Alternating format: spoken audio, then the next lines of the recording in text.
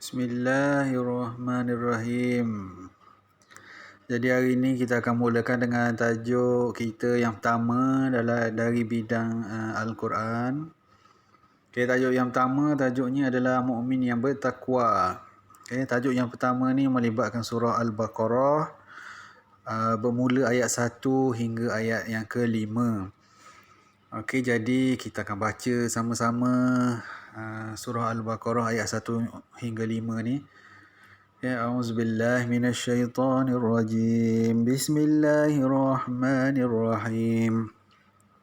Alif Lam Mim. Zalikal kitabu la raiba fihi hudan lil muttaqin alladzina yu'minuna bil ghaibi wa yuqimuna as-salata wa mimma razaqnahum yunfiqun والذين يؤمنون بما أنزل إليك وما أنزل من قبلك وبالآخرة هم يوقنون أولئك على هدى من ربهم وأولئك هم المفلحون صدق الله العظيم. Okey, kita akan tengok sikit dia punya terjemahan dia. Ayat yang pertama, Alif Lam Mim. Ayat yang kedua, Zalikal kitabu la raiba fih. Kitab Al-Quran ini tidak ada sebarang syak padanya, datangnya daripada Allah dan tentang kesempurnaannya, yakni kesempurnaan Allah menjadi petunjuk pada orang-orang yang bertakwa. Alladzina yu'minuna bil ghaibi wa yuqimuna as-salah, iaitu orang yang beriman kepada perkara ghaib. Orang yang beriman dengan perkara gaib dan mendirikan solat serta membelanjakan, yakni mendermakan sebahagian daripada rezeki yang kami berikan kepada mereka. Walladzina yu'minuna bima unzila ilaika wa ma unzila min qablik, dan juga orang yang beriman pada kitab Al-Quran yang telah diturunkan kepadamu, yakni Muhammad, dan kitab yang diturunkan sebelum daripadamu, serta mereka yakin dengan sepenuhnya akan adanya hari akhirat. Wabil akhirati hum yuqinun, beriman dengan hari akhirat. Ulaika ala hudam min rabbihim wa ulaika humul muflihun, mereka itulah yang tetap mendapat petunjuk daripada Tuhan mereka dan mereka lah orang yang berjaya. Okey, jadi itu adalah terjemahan ayat 1 hingga 5 surah Al-Baqarah. Okay, tajuk mula-mula yang kita akan belajar. Okay, seterusnya kita akan tengok intisari ayat tersebut. Okay, yang warna hijau tu dia cerita Al-Quran. Ada dua cerita. Okay, yang pertama, Al-Quran. Poin yang pertama, tidak ada sebarang syak padanya. Okay, Al-Quran, kitab yang mana segala apa yang tertulis, termaktub, terkandung dalam Quran ni, benda yang kita tak perlu nak ragu. Seperti mananya Allah kata begitulah. Okay? Dan dia adalah kitab yang maha benar. Okay? Tidak ada satu pun perkara dalam Quran tu perkara yang dongeng, yang bohong, yang tak benar. Okay, kemudian yang kedua, Al-Quran juga merupakan panduan bagi orang yang bertakwa. Okay, manusia-manusia yang bertakwa ni, dia punya panduannya adalah Al-Quran. Okay, jadi kita nak kenal hari ni macam mana Allah menyifatkan orang-orang yang bertakwa tu.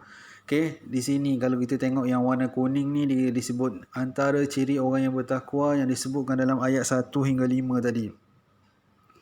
Okay, yang pertama, ciri yang pertama, beriman kepada perkara gaib.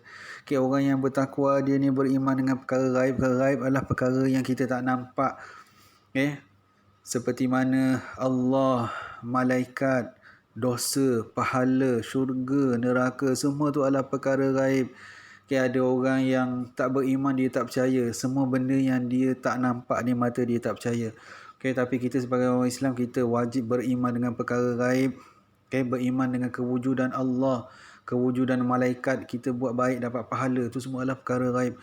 Yang kedua, ciri yang kedua adalah mendirikan solat. Okay, orang yang bertakwa adalah orang yang mendirikan solat. Okay, mereka tidak meninggalkan solat. Yang ketiga, ciri yang ketiga, warna biru, mereka ialah orang yang menginfakkan hartanya, membelanjakan hartanya. Allah bagi rezeki, dia guna sebahagian untuk dia dan dia belanjakan ke jalan yang baik. Okay, kemudian ciri yang keempat, beriman kepada kitab, yang mana kita percaya Allah telah menurunkan 4 kitab. Okay, kita akan belajar akan datang insya-Allah.